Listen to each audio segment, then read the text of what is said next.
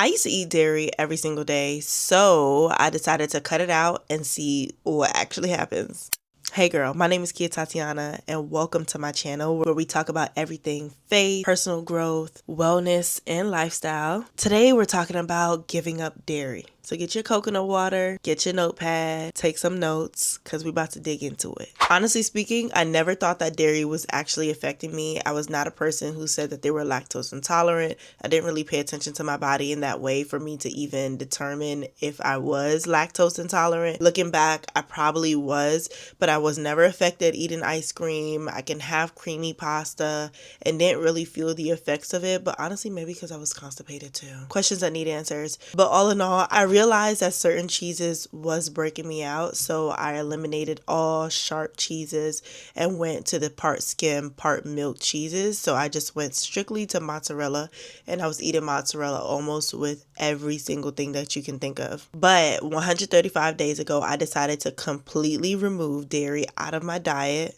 And the first 2 weeks alone told me everything that I needed to know. So let's talk about phase 1, which is the first 2 weeks of eliminating dairy. This was a detoxing period, a withdrawal period, and honestly a little bit of confusion, like why am I actually doing this? But the first thing that hit me when eliminating dairy is the cravings. All of a sudden I want pizza. All of a sudden, I want a sandwich filled with melted cheese. All of a sudden, I wanted the creamiest pasta with the pull-apart cheese. And all of my feeds, these apps were filled with foods that I knew I couldn't have because it had dairy in it. But I did notice that dairy is really addicting, and our bodies notices very, very fast. So to take my mind off of it the first 2 weeks, I honestly couldn't really scroll on social media because I was seeing too many food posts, so many food blogs, seeing people's food when they're going out to eat, and all of it just seemed like it was filled with dairy, and that was making me mad. But it really left me feeling like, so what do I eat now? I had to really get creative with my foods. I was so used to just eating foods that I can just throw a little bit of meat, throw a little bit of pasta, throw some cheese, throw some dairy milk, and mix it up, and I got a creamy pasta. Now I actually have to get very intentional, very creative, very, very, very intentional. When I say intentional, I have to write down my grocery list a week before the actual week coming up to make sure that I'm getting in my protein, I'm getting in my veggies, I'm getting in the proper carbs and all the things in between there. But the first 2 weeks I was really dealing with bloating changes. I thought that eliminating dairy immediately, I would just see the snatch, like if I took one day off of doing something, I'm not gonna lie, I kind of expect to just be, I look good now, right? But this is a detoxing and withdrawal period that I'm talking about. The headaches were on 10.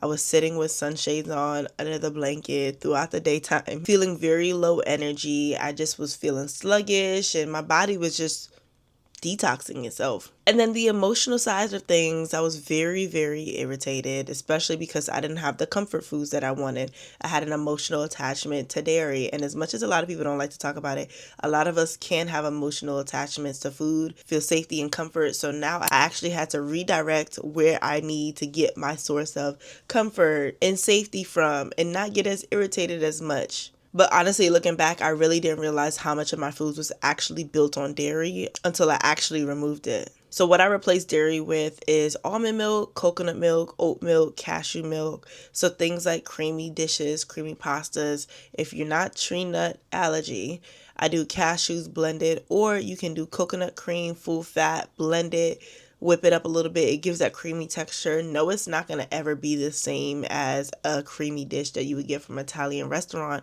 However, when you're making changes, it doesn't always taste directly like what you're used to.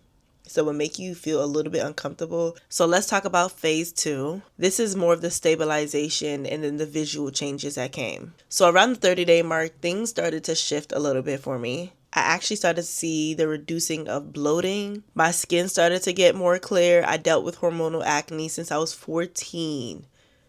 I dealt with hormonal acne. I've been to dermatologist after dermatologist, prescription after prescription, and nobody has ever been able to help me. And I noticed 2 different things. A lot of my breakouts came from my hair products, and majority of them came from hormonal cystic acne. It would come up around my cheeks, my jawline, my chin area, and that was heavily effective for so long. I did the changing of the sheets, I wiped my phone, I did all the things, and nothing would ever work. My face became less inflamed, less bloating. And I noticed because I was documenting over on TikTok and everybody started to say, like, your face looks different, your face looks different.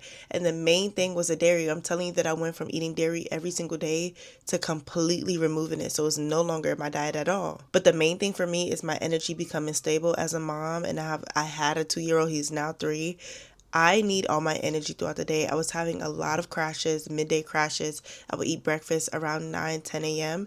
And then by 12, 1, I am done for the cause. I have no more energy. I'm laying on the couch. I have my sunglasses on. I'm laying in bed. I'm watching TV. Like, I cannot get up out of the bed. But I noticed that I started having a little bit more energy throughout the day. And when I say a little bit, I didn't need caffeine. I didn't need my matcha. I'm up and ready to go. I'm asking him what he wanted to do. And that motivated me to keep going, and it really prompted me to get a little bit more creative with the foods. I was playing it very safe in the beginning, I won't lie.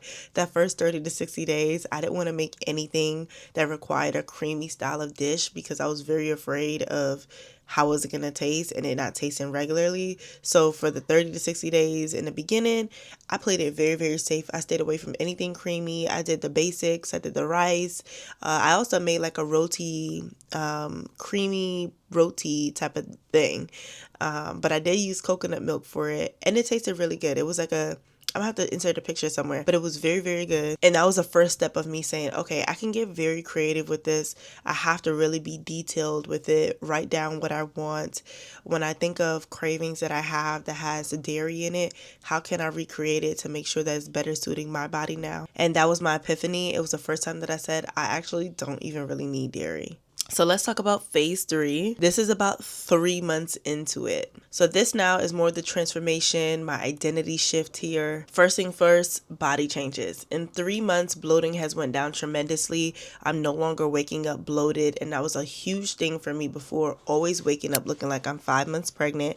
Now I just look like I'm 2 months pregnant. That's okay. But no, seriously, like the less inflammation overall, like the face puffiness went all the way down.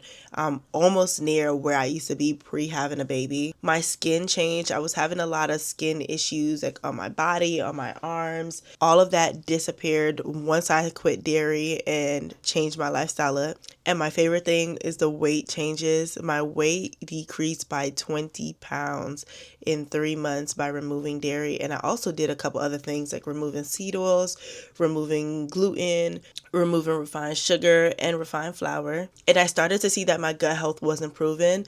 And the reason why I know that is because I always knew that my gut was a huge reflection of what was showing up on my face. Because I was eating very poorly, everything that I ate always showed up on my face. So the acne went down so much. I was only getting acne, and I still only get acne during that time of the month. So everything that you see on my face right now is because it's the time of the month, and I'm still trying to get that in control of how I can navigate that without having to break out every single month. And the minute it's over, it just completely goes away. But again, now at this point, my energy is up here. I'm never having any crashes. I'm never feeling down and sluggish. And honestly, I said this before, that it really helped with anxiety. I was dealing with a lot of nighttime anxiety after having a baby, and that completely was removed once I removed dairy. I'm not sure what the factors are between dairy and your hormones and acne and just eating dairy itself, but it probably has something to do with the hormones that they're injecting into these cows. So that's a little tidbit. But no, on a serious note, my anxiety completely decreased. I've now been doing this for about 5 months, and I really don't deal with anxiety at all. I'm always more calm, more mellow.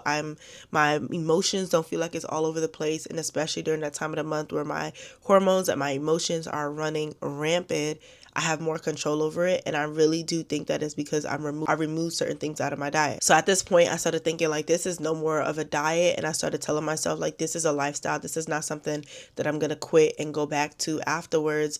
But I can see the physical changes, the mental changes. Overall, people are noticing the changes, and I decided it's going to become my lifestyle. So going out to eat without dairy became less stressing because I started to go, it was my birthday season, it was a holiday season around the time that it hit 3 months. And going out to eat, I just started being a little bit proactive on the restaurants that we were going to if I had control over it. So I was using an app called, and I still use this app to this day, it's called Seed Oil Scout. I'll put it right here, the logo. You can download the app, and wherever you live, you can put in the zip code, you can put in the town, the city that you're going to, and see all the restaurants in your area that can accommodate your diet, your lifestyle. You can put in that you don't eat gluten, that you don't eat dairy, you don't eat seed oils, you don't eat whatever it is that you don't eat or you can't eat. Put it into the filter and it will show you all the restaurants near you that can cater to you. And even if you go to restaurants that don't cater to that, I'm speaking of restaurants that are not chained, I always ask the server, hey, can you make my food without butter? The first time I went, I think it was a Papa Do's, and I got a Caesar salad. And Caesar salads obviously are known to have dairy, whether it's the Caesar dressing, the Parmesan, if they add mozzarella, whatever it is that they add on top. The chicken, they had a grilled chicken. And before asking to swap it, I was a little bit nervous at first to swap it because I didn't want to be seen as an inconvenience. I was a little bit nervous to tell them because I didn't want to be seen as an inconvenience. But honestly, this is my health. This is my body. And if I'm not going to advocate for myself, who else is? So I told my waiter, I don't eat seed oils and I also don't eat dairy. Can you please make the grilled chicken without any dairy? And they were going to cook it under butter and then grill it. So she told the chef, and they cooked it without butter. They cooked it with a little olive oil and put it on a grill, and it still tasted very good. So I had no worries there. I told them to remove the Parmesan, and it was just that simple. And I think sometimes we overthink how this is going to go, but it's really because we're afraid to stick up for ourselves, and we're afraid to advocate for what our body wants and what our body needs. Just because the world is doing it doesn't mean that we have to do it. So that was really the first time I felt like saying no doesn't restrict me. So let's talk about phase 4, 135 days, which is the present time. And this is where I received the most clarity and honest truth. I've been going on a little series over on TikTok where I'm just talking about what I've been learning the past 5 months of this diet, which is now approaching 6 months very soon. And this is more of the awareness portion. So here's what actually changed the most. My skin changed the absolute most. Like I was saying, I was dealing with a skin condition, dealing with hormonal acne, and these 1-2 little pimples do not compare to the full face of acne that I've had year round. No matter what I did, no matter what products I tried, anything that I ate, if I had dairy that day, it was going to show up on my skin. And once I eliminated it, I see my skin started to clear up. I have very dry skin, very stretchy skin that felt like it was itching all the time. And that I was so grateful for because I honestly didn't think that my skin would change this much. So to hear people say, oh my gosh, your skin looks so good, it's such a compliment because I've never been told that my entire life. I've always been the one to ask, what's your skincare routine? What products are you using? And trying all these products everybody else is using, but not realizing the products aren't the issue in my case. The issue is what's going inside of my body internally. What really surprised me is the decrease of bloating. I honestly didn't think every single day I will wake up not bloated at all, no matter what I ate after every meal, always feeling full, always feeling stuffed. I honestly thought that was just my body and that was just going to be my life. So to see that that's not a thing anymore, and of course not saying that I would never get bloated again. There are certain foods, like if I eat rice too much in a day, I will get bloated. But for the most part, she's flat. So is it sustainable for you? I believe that it is sustainable for anybody to completely remove dairy and go on their life eating meals that are still well, delicious, healthy, taste good. So I would say, especially if you plan accordingly, plan intentionally, like I said, always making sure before going to the grocery store, you have a plan of action of what you're purchasing, what you're eating, and making fun, healthy swaps for it. But I would say going dairy-free will require your creativity and your openness. So if you're not a person who is not open about changing different things, and I honestly think that at our big age, we should be open to try new things, being able to switch our palate as needed. Not everything that is good for us will taste good. So yes, I do plan to stay dairy-free for the rest of my life. It sounds crazy, but I would say this, if time goes on, it's only been 5 months, 6 months almost. If time goes on and let's say I'm on vacation in a different country, let's say Europe, and I want something with cheese in it, I would eat something with cheese in it. But would I make it my everyday life? No, I would not, especially in America. So I've given up dairy for 135 days. Be honest. Can you give up dairy for 30 days? Thank you for watching. Don't forget to hit the like button, the subscribe button, and comment down below. Can you give up dairy for the next 30 days? And let's have a dialogue about it. If you've already given up dairy, how's it going? How's your body treating you? And can you relate to any of the things and changes that my body has gone through? You got this, and I'll see you in my next video. Bye.